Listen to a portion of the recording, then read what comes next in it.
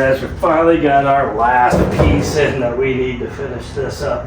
So the last video, or we left off our last video, we found out that our shock mounts are going to work. So we ordered the new Shock Mount Crossmember, which should help our frame be a little stronger anyway.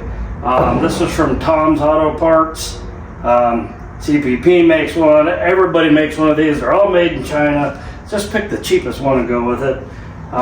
They're all the same. There's no different. So what you do have to have is the shock relocation kits, which we already mounted the bottom one on here. These are CPP brand. They mounted the bottom of this, and we're gonna get our shocks. So just to know, if you buy this, you also have to have that to make it work. Came with all the bolts we need, and it came with these spacers. We'll go over that in a minute. Again, with a lot of this stuff, no instructions. So let's go over what we're gonna do and how we're gonna make this work in this truck. Okay, so we've talked about it a little bit on these mounts here. I thought they were gonna work. This used to be a leaf spring truck. I thought I was smarter than the truck. Apparently, it's not gonna work. They hit the coils. We went over that. So we're gonna have to remove these top rivets, which you know I love. So remove those. It fuels my hate fire.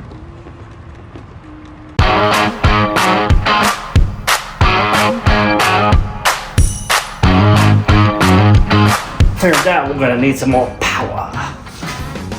All right, back with more power. Let's get these things done.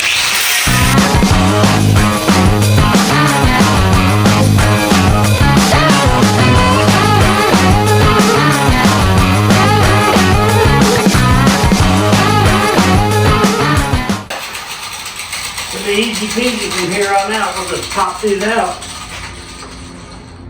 And I've never really used a flap disc for this before.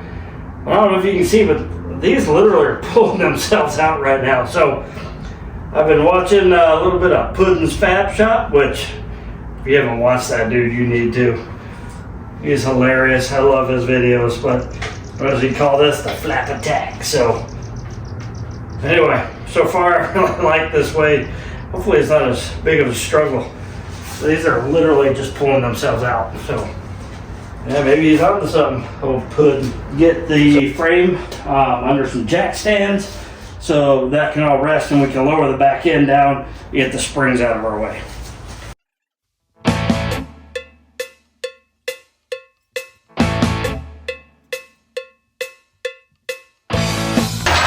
Oh my. Alright, I'm gonna turn the camera off for a second. I licked my wounds like a broke arm. Do I need to call you a wambulance? Wah, wah, wah, wah.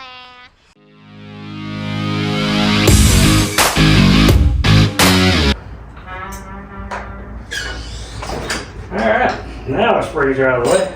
Alright, let's get those bolts out of there. Alright, we'll finish taking those bolts off in a second.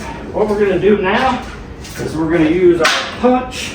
We're going to pop this thing out. Now, though that bolt's off, we'll just go ahead and get these out of our way so we have some freedom to work. And remember, when you have these, make sure you're wearing your glove, safety glasses, oh, and your ear mufflers, because this thing is going to let loud.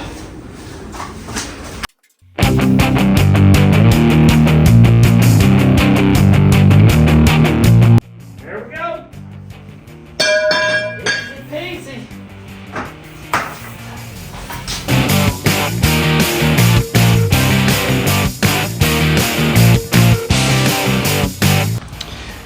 You remember a second ago when I said easy peasy? Well, save the best for last. This one will not move. It went out of the frame so easy, and then they got stuck right there.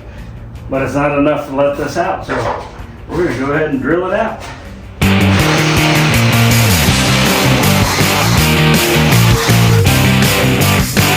See if it'll work now. Oh, got my mufflers. Daggum, that was loud. Loud noises!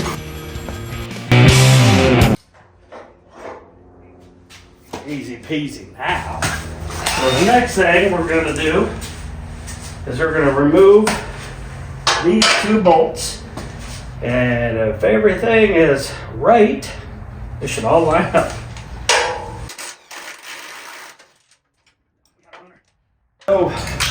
I'm gonna go ahead and do some spray can overhaul.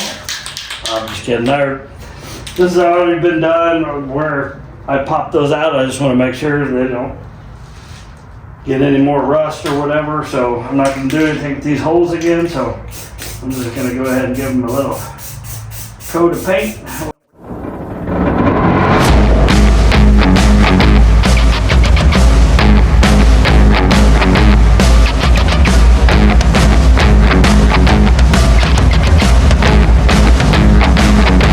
All right, here we go. So we're getting that put in now. Get a little zoomed in a little bit.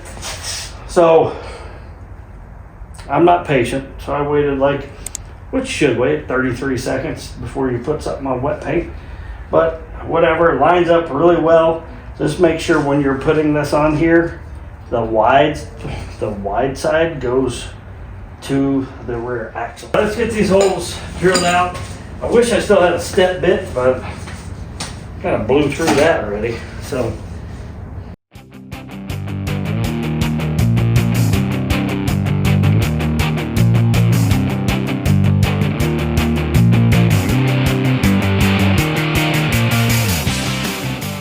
real slow.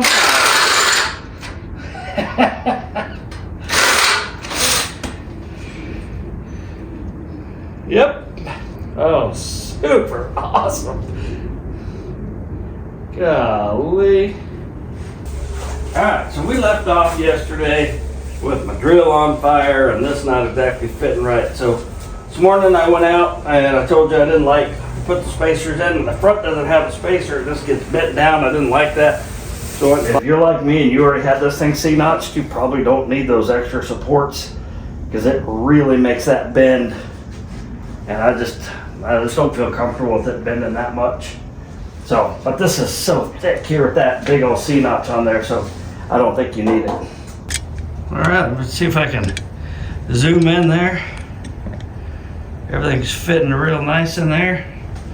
We're gonna mount is our shock relocation kit.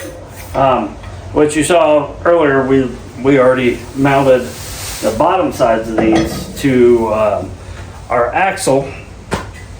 So that's part of this kit. So now that we have the cross member in, these mount to the cross member. Comes with all grade 8 hardware to mount those in. Then we got our shocks. Obviously we have the studs already mounted in the bottom of the shock. So these came with the bolts on here. Also, freebie, my brother upgraded to a coilover shock. This came off a 66 C10, which you can go see that truck. I believe it was not this past November, the November for it. Before we did a walk through with my brother at Dino. So if you want to check that out, that's in there. It's a pretty cool truck. You can kind of see how low my truck's going to sit. It's kind of his, at that show he bought CPPs, coilovers, and rear trailing arms, all that stuff. So he had this just laying around, and I was happy to take it off his hands because I knew I was doing this leaf spring conversion to trailing arms. So anyway, enough rambling on for me. Let's get these mounted next. Make sure when you're mounting these, the bolt head goes in here, because if you don't, it will hit and you won't be able to put these shocks in.